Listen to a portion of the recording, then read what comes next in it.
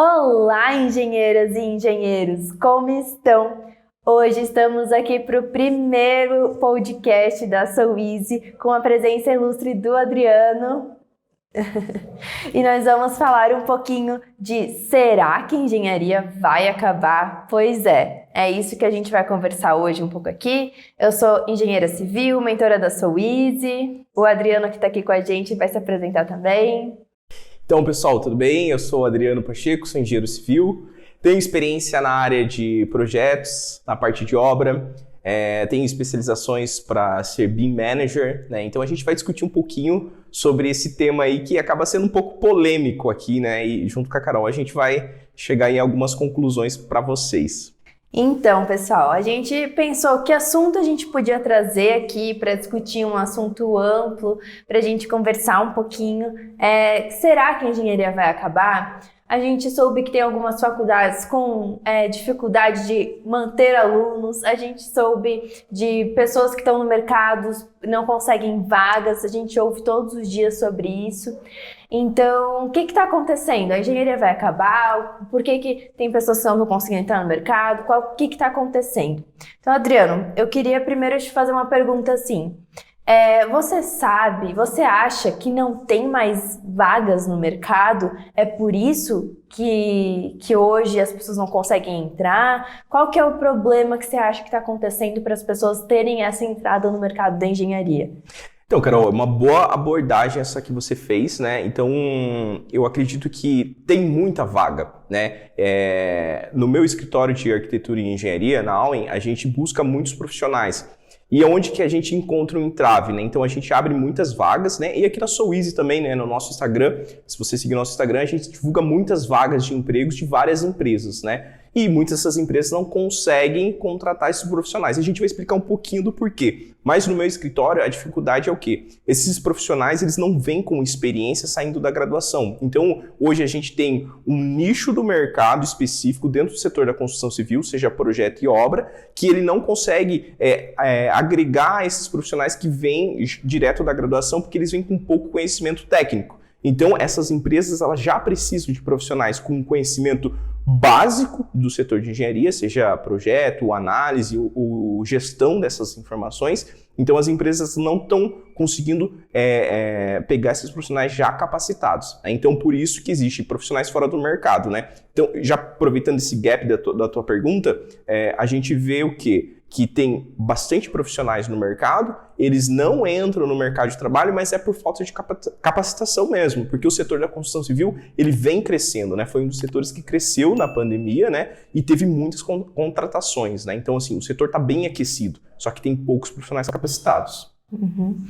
Eu acho que faz muito sentido isso quando a gente pensa em sair da faculdade e já procurar um emprego. Eu passei por isso, né? Então eu saí da faculdade, tinha feito estágios, tinha uma pequena experiência, já tinha um curso técnico e eu não conseguia me alocar em empresas porque eu não tinha a expertise necessária para efetivar, né?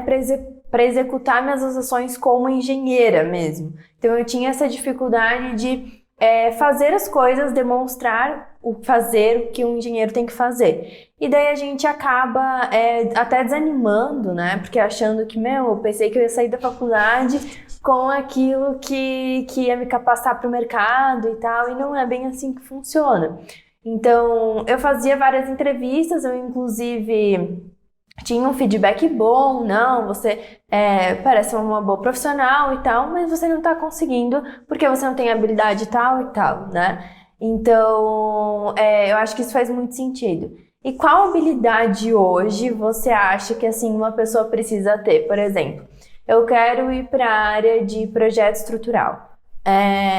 Qual habilidade que ela tem que ter para conseguir entrar numa vaga, para hidro, para elétrico, enfim, para as especialidades mais específicas? O que você acha que poderia fazer a diferença de uma pessoa assim entrar no mercado? Então, quando eu vou fazer uma entrevista ou quando a gente vai buscar um profissional no mercado de trabalho, a gente já sabe que esse profissional ele não vai ter uma experiência já, porque a gente não está contratando sêniors, né? Então a gente está contratando ou trainee, no máximo ali um júnior, né? Então, até por questões salariais e coisas do gênero.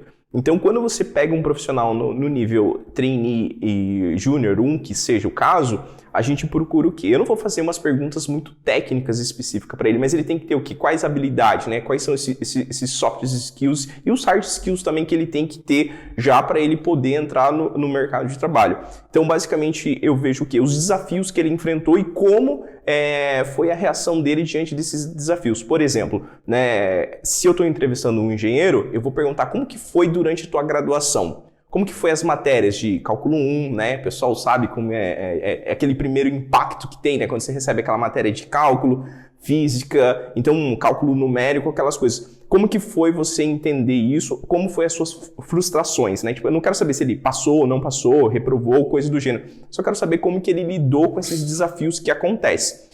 Dentro do escritório de engenharia, a gente tem o quê? Os desafios do dia a dia. Para o setor de projeto estrutural, a gente tem que ter uma habilidade de conhecimento da parte de estrutura, né, que envolve toda aquela questão que a gente vê na graduação e um pouquinho mais além. Então, assim, hoje a Soueasy, ela desenvolveu aquela master de projeto estrutural para que o aluno consiga ver do básico ao executivo de um projeto como ele funciona. Ele não precisa dominar todos os setores, mas ele tem que conhecer para que quando ele entre no escritório, ele consiga seguir uma metodologia. Então, cada escritório tem a sua metodologia, mas se você conhecer pelo menos uma, é mais fácil você adaptar no setor. Então, quando a gente busca essa contratação, a gente está entendendo o quê? Esse profissional ele não vai ter essa experiência completa que a gente gostaria, mas ele pode ter o quê? Habilidades básicas, né? Entender das frustrações, porque nem sempre num projeto estrutural você encaixa tudo certinho, né? Então você tem que ter o quê? Além da comunicação com os outros projetistas, né? Até para questão de compatibilização, você tem que ter então uma habilidade de saber comunicar com pessoas, saber redigir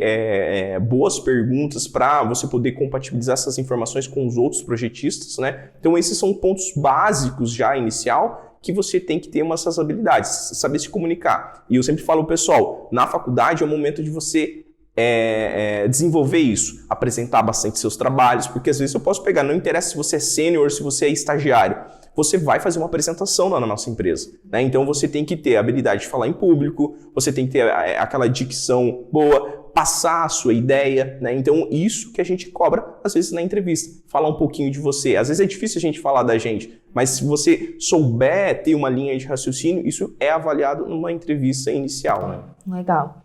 Na Broca, eu ainda não contratei outros engenheiros, né? Então eu sempre contratei estagiários. Mas lá a gente faz alguns testes. Eu desenvolvi uma metodologia de contratação. Então eu vou lá e envio uma planilha de quantitativo, eu envio um memorial descritivo, envio alguma atividade que o estagiário vai elaborar durante as atividades no futuro e dou umas orientações e vejo o que eles vão fazer. Então eu passo isso, depois de fazer análise de currículo, eu passo essa tarefinha para eles. E eu vejo que, assim, tem uma diferença bem grande entre as pessoas que conseguem a vaga, passam para a próxima fase, que é a entrevista, que é a vontade de fazer dar certo, a vontade de tentar fazer, né? Então, assim, tem gente que não sabe fazer nada, não faz ideia daquilo que eu mandei. Só que a pessoa me manda pergunta, porque eu deixo isso sempre aberto, né? A pessoa manda pergunta, ela pesquisa, ela vai ver o que é, eu não entendi muito bem se é isso, você pode confirmar, né? Então, ela vai me mandando e daí eu faço essa análise, né, da participação da pessoa na tarefa, a vontade que ela teve de ir atrás e resolver. Eu acho que isso, às vezes, é muito mais importante do que realmente o que ela sabe, né? Não sei se você concorda comigo em relação a isso também. Concordo e acho isso super importante, né? Os testes, eles são necessários para você analisar algumas habilidades específicas até de desenvolver. A gente, numa entrevista, não está buscando realmente a resposta final daquele problema que a gente apresentou. Mas a gente está analisando como você usou métodos para chegar numa solução, mesmo que aquela solução não seja a que a gente gostaria de ver. Mas a gente analisa todos esses pontos, qual foram os seus critérios, onde você pesquisou as informações e quais foram suas dúvidas, né? Que isso é importante, porque a parte técnica, né, independente da universidade que você fez, você tem que ter aquelas atribuições e aquelas competências daquela área, seguir as normativas, seguir os métodos, padrões construtivos de engenharia, essas técnicas construtivas. Isso é uma habilidade que é intrínseca ao profissional, ele tem que vir com isso, né? Não tem como moldar essas informações. Mas já a questão das habilidades ali entrelaçadas com o setor de projeto, ou orçamento, ou obra, né? Então, essa sinergia que existe entre esses setores, então você consegue moldar dentro dessas atividades que a gente vai fazendo, né? Então, e se eu tivesse uma furação nessa viga da tua tubulação hidráulica, como que você ia passar isso para o projetista de estrutura para a gente ter essa comunicação de interfaces? Então, é interessante você seguir por esse método. Por isso que eu acho que o seu método é bem válido, né? E ajuda muito a pessoa a saber, poxa, numa situação dessa, como eu sairia, né? E é o que a gente vive no escritório. Sempre tem uma situação adversa para a gente resolver, né?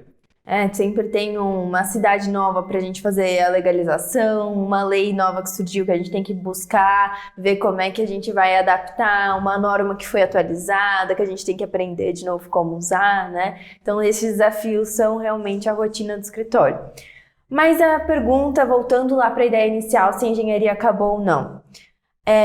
Esses tempos eu estava com um amigo aqui em Curitiba e ele queria entrar numa faculdade, ele estava vendo algumas engenharias, ele estava indo para engenharia de computação. Aí ele falou assim, a engenharia civil, eu acho que essa aí já tem engenheiro demais. Então, Adriano, agora é o que eu quero te perguntar. Você acha que tem engenheiro demais? Ou não? Ou ainda tem espaço para novos engenheiros? Ou você acha que o mercado está muito saturado? Que o negócio é virar Uber mesmo? O que você acha? Boa. Nada contra os Ubers, né? Quem trabalha, né? Mas a gente sentiu muito, né, no nosso setor que foi muita gente para Uber. Eu já peguei um Uber que quem estava dirigindo era um engenheiro, né? Mas não vem ao caso. A engenharia, ela não vai acabar, né? Eu vejo assim que o setor da engenharia, ele é muito amplo. Todos os países que são muito desenvolvidos, eles têm uma quantidade significativa de engenheiros em vários setores. Então, a gente precisa de engenheiro para muita coisa. Então, a gente vê, no Brasil, a gente tem, se você for analisar por número de habitantes no país, a gente tem poucos engenheiros para lidar com os setores, porque a engenharia não é só projeto estrutural, elétrico, hidráulico, tem questão de planejamento urbano, tem questão de saneamento, tem questão de estações de tratamento de esgoto ou de água, mesmo que seja um engenheiro civil, mas são várias especialidades envolvidas, né? Então a gente vê que o nosso país ele sofre muito com um saneamento básico, por exemplo. Eu acho que isso que você está falando faz muito sentido. É que a engenharia, ela não é só tocar obra, a engenharia não é só projeto estrutural, a engenharia ela tem muitas e muitas e muitas áreas, né? Então, tem desde regularização em prefeitura, tem a parte de projeto estrutural, projeto de estrutura metálica, projeto de hidro, projeto de regularização de eventos que tem que fazer com bombeiro, que é engenheiro civil que faz também, projetos de urbanismo que a gente tem que fazer, drenagem, né? Então, essa questão que você está falando é que são muitas áreas que sempre faltam profissionais qualificados que a gente precisa para preencher, né? E isso é legal, porque assim, eu viajei um tempo para o norte do Paraná e conversei com o pessoal de algumas desses setores agrícola mesmo, e assim, eles tinham uma dificuldade grande de encontrar engenheiros que dimensionassem silos em concreto armado. Então é uma coisa muito específica que está fora daquele radar dos engenheiros. Projeto estrutural, vamos especializar em edificações, coisas do gênero. Então, assim, tem muito mercado, né? Só que o profissional, por isso que a gente fala, né? O engenheiro civil, quando o reitor ou o coordenador do curso fala, te outorga o grau de engenheiro civil, ele está te falando assim, você pode fazer desde um sobradinho a fazer uma Itaipu da vida. Então, imagina o tamanho da magnitude desses eventos, né? Então, um sobrado de 200 metros quadrados e uma Itaipu que tem aí, sei lá, eu acho que é a terceira maior hidrelétrica do mundo. Então, assim, você tem essa atribuição. E para isso você tem que ter conhecimentos técnicos, né? Então, por isso que a gente fala, o engenheiro civil, quando ele sai da graduação, ele sai muito cru. Aí ele não consegue nem entrar no mercado de trabalho, mas não é porque não está existindo vagas e oportunidades, mas é porque você não tem o conhecimento específico. Por isso que a SouEasy, ela traz isso aqui para vocês, né? Então, sempre vai ter um mentor específico para te orientar para a área que você quer seguir. Não adianta você sair da graduação, vou fazer um mestrado, um doutorado, vou fazer uma MBA e vou fazer qualquer especialização se você não tiver um norte. Então, assim, eu acho que um ponto importante quando você está na graduação já é traçar um plano de carreira, né? Então, assim, você já tem que almejar qual que é o meu sonho, qual que é o meu desejo de estar lá na frente, aonde eu vou estar daqui a 10, 20 anos. Então, eu tenho que traçar esse planejamento. Aproveitar que na faculdade você é exposto a todas essas áreas, todas as especialidades, né? Ver qual que você gosta mais, ver qual você se identifica mais e depois ir buscando mais conhecimento e buscando profissionais da área que possam trazer essa experiência, essa bagagem, né? Que você vai crescendo ali até chegar a um ponto que você... Não, agora eu consigo seguir e fazer os projetos, fazer as obras. E assim, de uma ideia geral, na graduação é o momento que você descobre a engenharia. Por exemplo, na nossa graduação, que a gente estudou na mesma universidade, a gente fez projeto de rodovia, pavimentação, a gente fez estação de tratamento de água, estação de tratamento de esgoto, a gente fez emissário, então a gente analisou vários setores da engenharia para a gente escolher qual área ia seguir. Pontes, a parte de dimensionamento de estrutura, né? Estrutura metálica. Então, assim, na nossa graduação a gente teve e foi exposto a esses setores, né? Para a gente escolher qual área ia seguir ou se vai seguir todas as áreas. Eu segui para a área de empreender e ter o meu escritório, né? Mas mesmo assim eu sou projetista, né? Além da parte da empresa em si, eu sou projetista. Então, eu tenho habilidades para projetos de estrutura, projetos complementares de engenharia hidráulica e elétrica. E a parte de gerenciamento de projetos, que é uma área que eu gosto muito, né? Então, o engenheiro ele não precisa só estar no cálculo ou no dimensionamento de projeto, mas você pode estar gerenciando o empreendimento como um todo, né? E pensando, então, agora nessa questão de ter uma área decidida, a gente escolheu uma área. Essas áreas específicas como estrutura, como hidro, hoje a gente já tem muitos softwares, né, que fazem grande parte do nosso trabalho. Você acha que no futuro próximo esses softwares vão substituir o engenheiro? Eles vão realmente ocupar isso e por isso que os engenheiros não conseguem mais entrar no mercado? Que os softwares estão dominando o mundo, os computadores vão ocupar, os robôs vão substituir os engenheiros, assim como os cobradores de ônibus, né? Não tem mais, até agora estão pensando em voltar, mas a princípio não tem mais cobrador. Então, você acha que o engenheiro é uma profissão que vai sumir nesse sentido, ser substituído pela tecnologia? Olha, Carol, eu acho que respondendo a sua pergunta, eu vou pegar um pouquinho da ideia de Darwin, né? Porque assim, a gente tem que evoluir, né? Ou você se adapta ou você morre, né? Então, assim, não tem espaço no setor da construção civil de você se adaptar às inovações e tudo que está acontecendo no meio, né? Então, assim, a inteligência artificial ou os softwares vão substituir o engenheiro, eu acredito que é quase impossível. Por quê? Se um dia as máquinas realmente dominarem esses setores da engenharia, quer dizer que a humanidade já deixou de existir porque eles dominaram realmente toda a questão do nosso planeta. Então o orgânico nosso, o humano, deixou de existir, tipo meio Exterminador do Futuro mesmo, assim, sabe? Então, assim, tipo, a parte orgânica nossa, o nosso corpo deixou de existir. Pode ser que o Elon Musk faça lá Starlink, que o seu cérebro faça um upload para uma máquina, não sei. Mas, assim, o engenheiro ele sempre vai existir. Né? Você pode pegar desde lá dos egípcios até hoje, o engenheiro ele tem um papel fundamental na parte de pensante. Agora, quando você vai na parte do software, quando você começa a analisar a questão do software, não é que o software ele veio para ajudar, é uma ferramenta. Ele não é o meio ali, né? Então, ele é apenas uma ferramenta para te auxiliar a desenvolver as coisas mais rápidas. Então, assim, tudo que você coloca nele, ele é uma calculadora. Ele vai fazer exatamente aquilo. Então, ele é uma calculadora que está dentro dos parâmetros normativos. Então, se você coloca 2, ele vai calcular 2 dentro daquela análise, naquela matriz que existe lá dentro. Agora, ele vai te dar um valor. E esse valor é certo ou não? Quem vai interpretar esse valor vai ser o engenheiro. Ah, mas a máquina vai saber pensar nisso. Não, ela não vai saber lidar com a questão. Igual eu estou numa obra, por exemplo, né? A obra do Ricardo lá, que é um dos seus clientes. A gente está numa situação que foi feito o projeto de terraplanagem e a gente tem que decidir a cota de nível lá de um pilar que ficou fora, né, do corte e aterro que teve. E o que a gente fez? A gente fez uma análise de dimensionamento e idealizou o melhor local para fazer aquele pilar. Um software não ia analisar, uma máquina não ia analisar isso, porque a gente tá o quê? Tem uma visão panorâmica, então a gente conhece muita coisa, né? Então, eu acho que dificilmente substitui essa cabeça pensante do engenheiro uma máquina ou um software. Existe muito piloto de software, e isso é muito perigoso e a gente vê os resultados disso dentro de patologias e dentro de alguns sinistros que ocorrem nas edificações, como ruptura, aquele caso da piscina que rompeu, alguns prédios que já caíram, né, por falta de realmente uma análise do que o software estava te mostrando, né, que você tinha que ajustar e continuar a análise. Então, assim, a engenharia não vai acabar, os softwares e máquinas não vão dominar o mundo. Se isso chegar a acontecer, é porque é uma era apocalíptica, né? Então tudo já está comprometido. Já está perdido.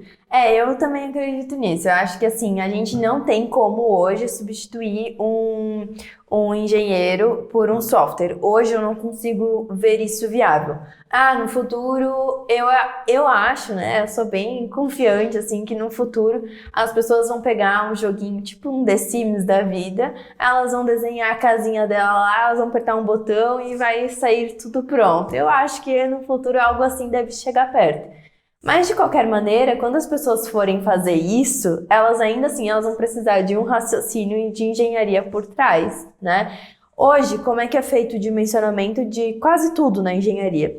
Você primeiro, claro, concebe a arquitetura, né? Então, vem a parte do arquiteto, o arquitetônico. Aí você posiciona os elementos, seja estruturais, seja hidráulicos, elétricos, enfim, você posiciona os pontos. E daí você faz um pré-dimensionamento e você verifica se aquilo passa, né? Então esse é o roteiro. A gente não faz uma conta assim, esse pilar aqui vai ficar com X de 20 por 30, porque é assim que vai dar. Não é uma continha que eu só substituo os valores e dá aquilo, né? Então é um processo inverso. Você vai primeiro fazer toda uma análise da estrutura, vai desenhar ela, vai conceber ela e depois que você vai verificar se aquilo aguenta, né? Então todos os projetos é mais ou menos a mesma ideia. Então, eu não vejo como hoje um software consegue ter essa cabeça pensante de conceber a estrutura. Eu acho que é aí que está a grande sacada, né?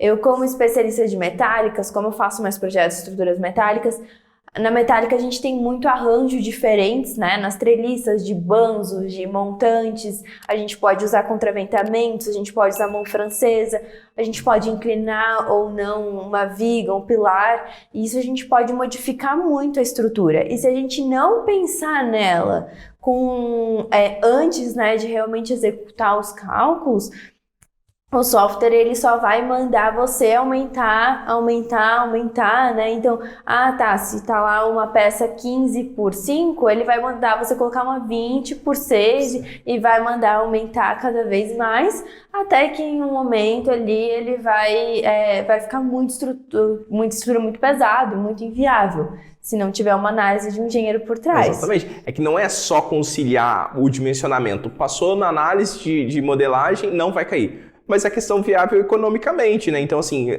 na pandemia teve um aumento significativo dos preços dos materiais, né? A gente já teve casos que era um projeto de estrutura metálica e a gente passou tudo para concreto armado. Por quê? Era mais viável fazer em concreto armado do que em estrutura metálica que estava mais caro o aço, né? Então, assim, o engenheiro ele tem que pensar desde a questão econômica e desde a viabilidade, né? Fazer o prédio mais alto do mundo é legal? É legal por questão comercial, né? Então falou assim, construir algo maior que as pirâmides do Egito, algo diferente, né? Só que economicamente é viável, para aquela região é viável, né? Então assim, a gente vê um monte de elefante branco aí espalhado no país, né? Que foram questões políticas ou não sei, mas não é viável ter esses tipos de empreendimento. Então a gente tem que fazer estruturas. E assim, em resumo, o engenheiro, ele pensa o quê? Na experiência do usuário. Hoje a gente vê muito isso. O que é mais viável para a população? Uma via rápida, com uma via mais lenta. Então a gente tenta estudar como que é isso numa projeção a longo prazo, né? Então a gente não pensa só no agora. Então, por exemplo, uma barragem, você faz uma análise das últimas cheias que teve dos últimos 1000 anos. Então você pega, tipo, um histórico estatístico que você modela, não que lá na época de Jesus o cara ficava anotando lá a chuva mais intensa, mas você faz um modelo matemático estatístico e você faz uma regressão e você sabe quanto realmente vai precisar. Então aí você começa o seu dimensionamento, a sua análise. Então a gente sempre vai para a pior hipótese, né? Porque a gente quer ficar a favor da segurança. Então assim, o setor da engenharia e o mercado da construção civil em si, ele vai acabar, ele não vai acabar, e o engenheiro ele sempre vai ser solicitado. Por isso que tem que buscar a capacitação ainda durante a graduação, se você quer sair empregado, né? Então, se você quer sair empregado e já atuar no setor, seja empreendendo ou seja sendo contratado por uma empresa em específico, você tem que buscar a capacitação.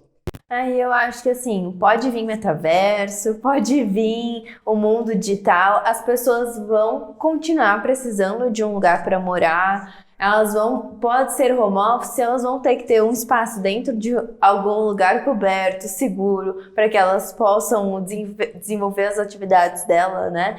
Então, sempre vão ter... a gente sempre vai precisar de lugares físicos. Eu não vejo como a gente fugir disso sem uma situação apocalíptica mesmo, porque...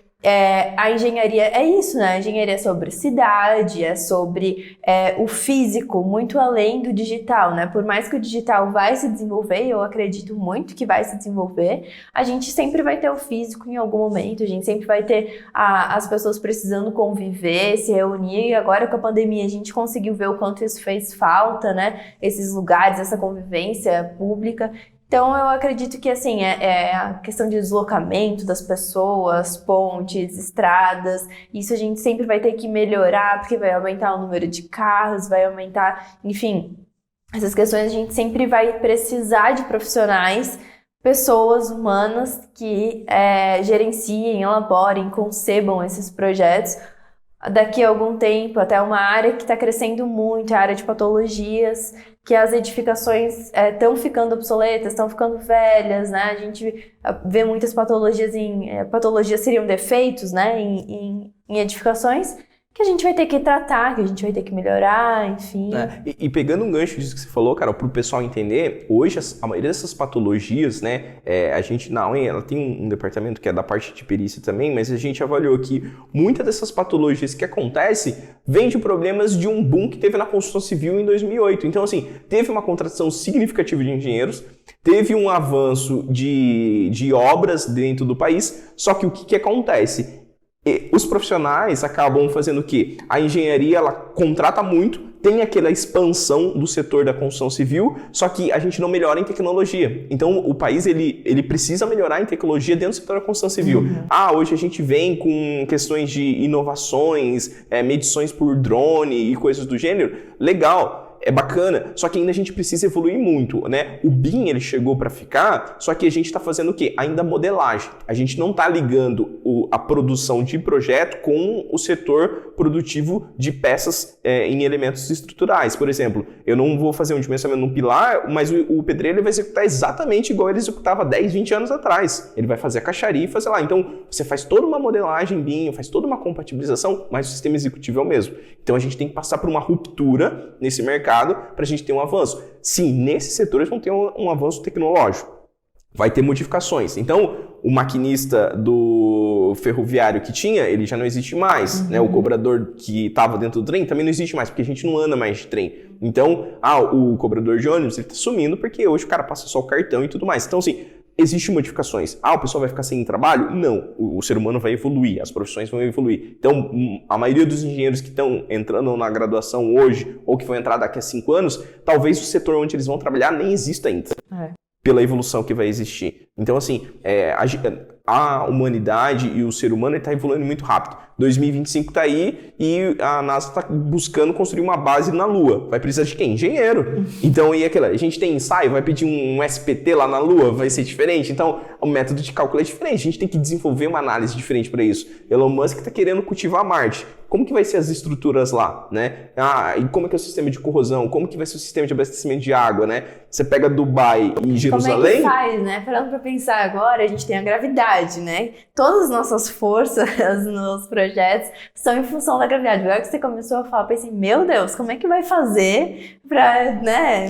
Ventos lunares, né? Tipo, qual que é a velocidade do vento? Variação de temperatura, né? Nossa, então, você tem lá, tipo, 100 e poucos graus e de noite, né? Dependendo do horário, você tem lá menos 30, menos 40. Então, assim, tipo, uma variação térmica gigante. Vamos precisar de materiais diferentes que nem existe aqui. Então, a gente não pode, né, usar uma coisa que acontece muito. Você não replica projeto. Por mais que sejam semelhantes, tem tudo diferente. Um prédio que eu vou construir lá em Balneário Camboriú é diferente de um prédio que eu vou construir em Curitiba.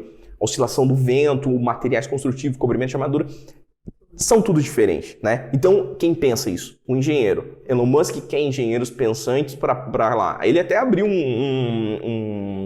uma página onde você desenvolvia casas para ser montada de forma rápida lá, para essa primeira colônia existir. Então, assim, participou engenheiros do mundo todo para desenvolver algo específico para aquela região. Então, você tem que estudar tudo lá. E quem pensa? Por que ele não botou uma inteligência artificial para fazer? Porque você tem que ficar alimentando aquelas inteligências artificiais para ela te dar uma resposta que talvez seja viável. Agora, coloca um engenheiro que entende o conceito, entende as questões físicas envolvidas já de rápido, ele consegue desenhar um esboço e falar, vamos por esse caminho, né? Eu acho que o engenheiro ele é além de um calculista, né? Ele é além de uma pessoa que faz cálculos, que analisa dados.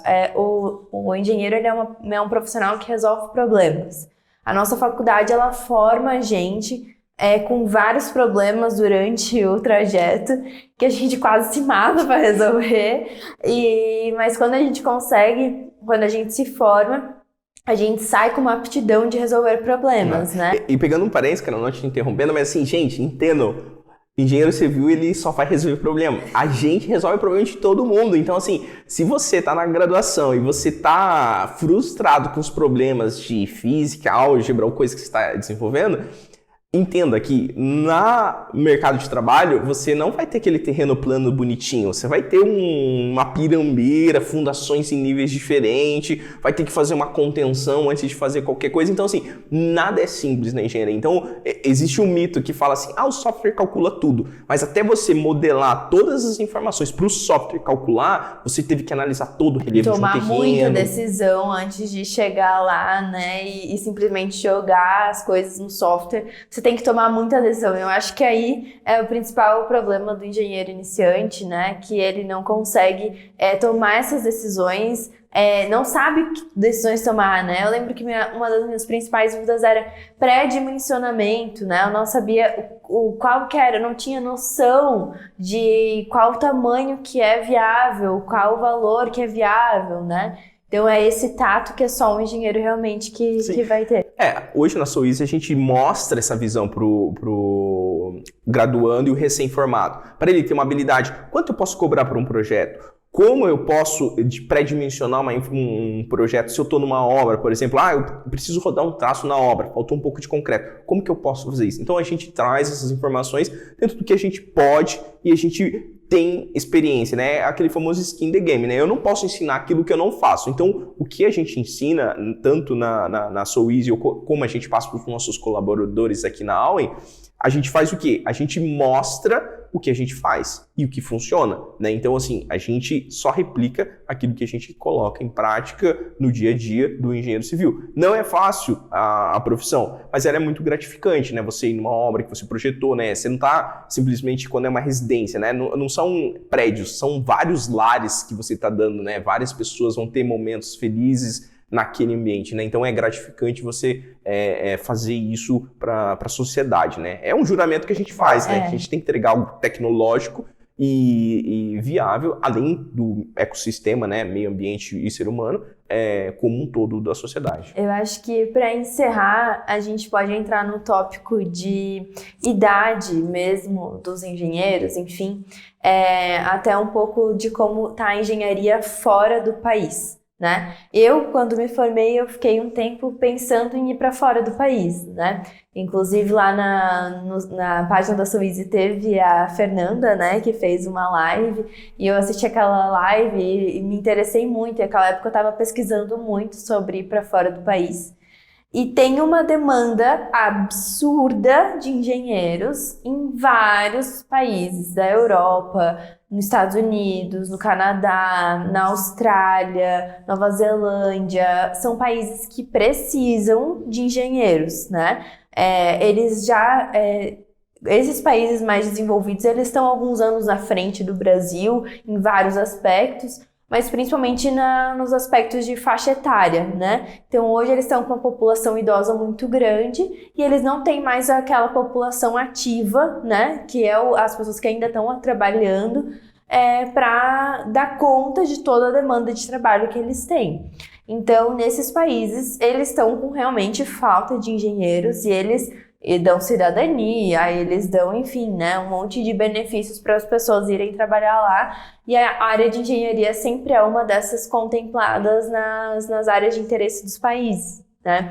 Então, eu acho que no Brasil a tendência vai ser a mesma, porque a gente está aqui com a faixa etária se caminhando para se tornar mais velha, né? Os principais especialistas do país são engenheiros bem mais velhos, né? São idosos, são pessoas que estão passando conhecimento, mas que estão em fim de carreira.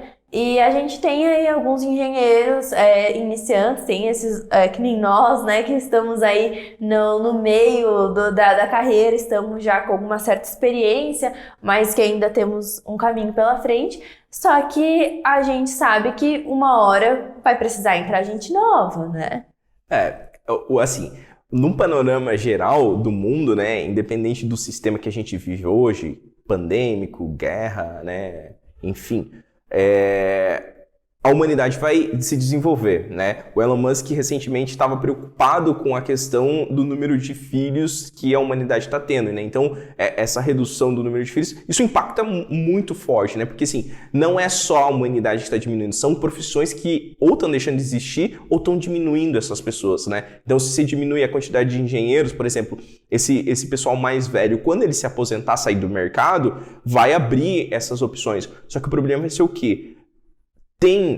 Esses profissionais que estão no mercado têm habilidades para fazer o que eles estavam desenvolvendo, né? Igual você comentou, né, que você foi num congresso de pontes, se você era a mais nova que existia lá e todo mundo estava no setor ali já para se aposentar ou se não estava aposentado. Então você fala assim, poxa, a gente vai precisar de ponte, a gente vai precisar de novas rodovias que vai precisar de pontes. Será que o pessoal do mercado está habilitado para fazer isso? Será que todo engenheiro está habilitado para desenvolver as pontes? Eles têm todos os conhecimentos? Então você pega aquela questão, o engenheiro vai para fora do país. Ele pode ir para fora do país. Aí você fala assim, mas tem toda aquela questão de validação de diploma e certificação. Mas uma coisa que eu quero enfatizar, que eu quero que vocês entendam, né? Se você está na engenharia, né, no ramo da engenharia, no setor da construção civil, o engenheiro, a minha irmã gosta de uma frase que eu acho bem legal, que ela fala que a gente é forjado no fogo da batalha, né? Então, assim, o engenheiro ele é forjado na questão assim, tipo, cálculo numérico, física 1, álgebra linear, cálculo 1, 2, 3. Então, assim, você é forjado a pensar, independente do meio. Você é explorado. Eu lembro que um dia eu fiz a prova de cálculo numérico, depois cálculo numérico, e fui fazer... Não, minto, era física 3 e cálculo 2 e 3. Então eu saí de uma prova e fui fazer a outra. Então, tipo, entre uma prova e outra eu tive que perder, 15 minutos só para o meu cérebro resetar e começar de novo. Então, mas isso quer dizer o quê? Que a gente tem a atribuição e habilidades de ser meio que camaleão. A gente consegue se camuflar no meio que a gente está. É norma europeia? Vamos estudar a norma europeia e vamos saber dimensionar conforme a norma europeia. É norma americana? Vamos aprender a dimensionar conforme a norma americana. Então a gente vai saber, independente do meio que a gente está. Então o engenheiro brasileiro ele tem que pensar o quê? O país está precisando. O Brasil precisa crescer em vários setores. Hoje a gente está fazendo só arroz com feijão. A gente não está fazendo mais nada diferente. não tem avanços significativos. Então a gente tem que melhorar em muitos setores, principalmente na questão de inovação e buscar empresas, né, startups ou coisas do gênero que tem bastante no mercado, de ter essa ruptura nesse setor produtivo mesmo, de execução de obras e coisas do gênero. A gente tem que ter uma ruptura. O BIM chegou no setor de projeto, deu uma ruptura, deu uma inovação. Só que no setor da construção mesmo, de desenvolver a execução da obra, tem que passar por uma ruptura. Então, assim, tá precisando de profissionais nesses setores e não tem, né? Então a gente fala, ó, tem gente precisando no setor da construção civil na parte de execução, não tem. Precisa de gente de inovação, melhorias no setor de projeto. Não tem. Precisa de engenheiros pensando na questão de planejamento e fazendo um histórico de planejamento do país daqui a 10, 20 anos. Como que vai ser? A gente vai ter escoamento melhor, por exemplo, né? Uma coisa que a gente não fala muito do setor da construção civil propriamente dito, mas e os portos nossos? Eles conseguem suprir a necessidade de chegar a um grão ou escoar o nosso próprio produto, né? A empresa Vale, por exemplo, no norte do país, eles construíram a própria ferrovia deles com uma inclinação específica para que eles gastassem menos combustível e escoassem melhor o produto deles. Então, assim, as empresas elas estão buscando inovações para ela fazer o quê? Melhorar a sua produtividade, aumentar o seu capital e ela ter uma perenidade ao longo do tempo, né? Então, assim, o engenheiro civil está por trás disso. Então, a gente precisa muito do engenheiro civil, né? E para fora é a mesma coisa. Pega Portugal, a demanda de invasão para a Espanha e para os outros países ali da Europa Central foi por quê? Poxa, não tem tanta demanda aqui, então a gente vai para fora. Agora eles estão precisando para expandir o país e tem que buscar de novo esses profissionais. Então, assim, são os incentivos. Então, um engenheiro que está na graduação, se você tiver oportunidade, faz intercâmbio, né, que vai ajudar muito a abrir sua mente, e desde do primeiro dia na graduação que você já recebeu lá, eu posso fazer um estágio? Procure um estágio. Faça um estágio, não seja que a gente brinca, né, o estagiário siso, ele entrou em hidráulica, terminou a graduação em hidráulica, trabalhou sempre em hidráulica, não tem problema, mas tem experiência em outros setores para você ser um bom profissional e ser diferenciado. Esse é o profissional desejado no mercado. Então, uma pergunta padrão aqui que a gente vai fazer para os nossos convidados, que eu quero saber mais, justamente para motivar as pessoas que estão lá, que estão iniciando a graduação, ou que estão no meio da graduação. A gente tem que sempre pensar no futuro, planejar ele, né? Eu sempre, desde lá dos primeiros períodos, tive o sonho, tive a paixão pelas pontes, né? Me formei, a primeira turma de pós de pontes abriu, eu fiz minha pós de pontes, hoje sou especialista em pontes. Então, esse é meu sonho, é projetar uma ponte. A ponte, ela ainda vai vir, eu sei que vai, tá cada vez mais perto. Mas eu queria saber, Adriano, qual que é o teu sonho? Qual que foi teu sonho? Se você já realizou alguma conquista na área de engenharia que você, assim, tem orgulho, ou o que você ainda quer alcançar? Conta um pouquinho aí das tuas expectativas para o futuro. Então, essa é uma pergunta que é bem difícil de responder. Eu sou bem realista, né? Então eu sempre tentei fracionar tudo que eu fiz na minha vida, né? Então, assim, quando eu entrei no técnico, eu já pensava, falei assim, entre terminar o técnico, em 5 anos eu faço uma projeção a cada 5 anos onde eu vou estar, né? Então, o meu sonho, ele entre aspas, eu sonho grande, mas eu fraciono ele em etapas, né? Então, a cada 5 anos eu projeto aonde eu quero estar. Então, quando eu estava no técnico, eu falei assim, eu vou terminar o técnico e vou para fazer engenharia civil, né? Então, depois de 5 anos, eu estava fazendo engenharia civil, já estava lá no terceiro período de engenharia civil.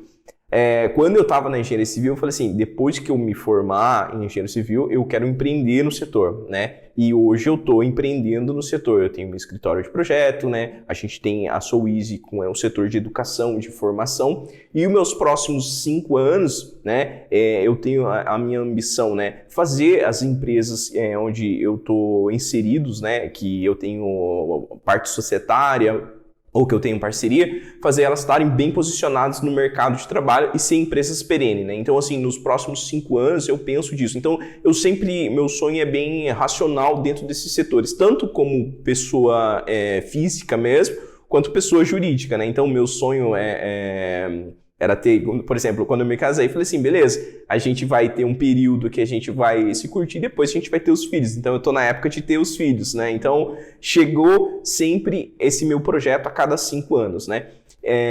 E dentro disso, para os próximos 10 anos, no caso, já pegando que os 5 eu vou fazer minhas empresas se desenvolverem mais, né? Nos próximos 10 anos eu quero construir uma sociedade, né? Então eu quero, junto com essa comunidade que a gente está criando, a gente construir uma sociedade diferente, porque é o que eu posso fazer pelo meu país. O que eu posso fazer pelo meu país é estar o quê? Mostrando e distribuindo todo o conhecimento que eu adquiri ao longo desses anos. Então, junto com essa comunidade que a gente tem da SoEasy, eu quero trazer essa minha experiência e de outros profissionais que vão somando, igual a Carol que está aqui com a gente, né? E outros mentores que estão aqui, que vão estar trazendo esse conhecimento para vocês, para a gente estar modificando o país. Então, esse é o meu sonho nos próximos 10 anos, né? Realmente modificar o país com conhecimento, com educação e com essas mentorias de formação de qualidade, né? Então, é isso que eu quero passar para o pessoal. Legal, legal. Então, seguindo nesse ritmo, se hoje você pudesse dizer uma frase, não é? É uma dica bem resumida para os engenheiros que estão na faculdade ou que estão se formando, ali aquela dica que você acha que virou a chave, que poderia mudar um pouco o destino deles. Qual seria essa frase, essa dica? Tem que ser uma frase curta, não é uma frase com várias vírgulas. Simples, siga tudo que é da SoEasy. É a melhor forma de você aprender e ter conhecimento do que é inovador e do que é do ramo da construção civil e da engenharia e da arquitetura específica. Então, siga a SoEasy. Você tem o quê? Tem esse nosso podcast que vai ser semanal, vai ter aqui, então siga nosso canal, ative as notificações, né? Você vai ter todas essas informações. A gente tem uma lista VIP de pessoas que a gente passa, além de informações de mentorias, de bate-pronto, né? A gente passa, às vezes, um e-book, uma vaga de emprego, então a gente tem esse grupo VIP. Se você quiser entrar nesse grupo VIP, tem o link na descrição aqui que você vai poder estar acessando tanto no Telegram quanto no nosso WhatsApp, nesse grupo. É um grupo seleto que a gente faz, né? Então a gente sempre está dando essas informações e dicas, né? Além de seguir as nossas redes sociais, né?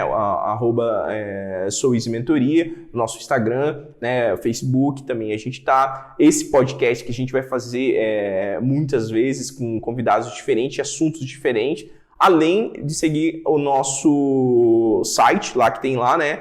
www.soeasymentoria.com.br e o nosso blog, né? No nosso blog a gente também tem artigos, né? Coisas inovadoras que a gente está colocando lá. Então, a maior dica que eu posso dar para vocês é o quê? Siga a SoEasy Mentoria, porque se eu tivesse isso há 10 anos atrás, quando eu comecei lá a minha carreira, poxa, com certeza eu tinha ganhado uns 10 anos. Né? Eu já teria evoluído mais de 10 anos, né? Porque, assim, é muita informação, é muito direcionamento, né? Então, assim, por exemplo, a gente já ajudou a gente a escolher curso de especialização, a gente já colocou pessoas em grandes empresas desse país, né? Então, assim, a gente dá um direcionamento muito assertivo, né? E os nossos alunos têm gostado e a gente quer dividir com todo mundo. Então, se você está na graduação, se você está fazendo ou acabou de sair da graduação, siga a SoEasy que você vai receber o melhor conteúdo que tem de engenharia desse país.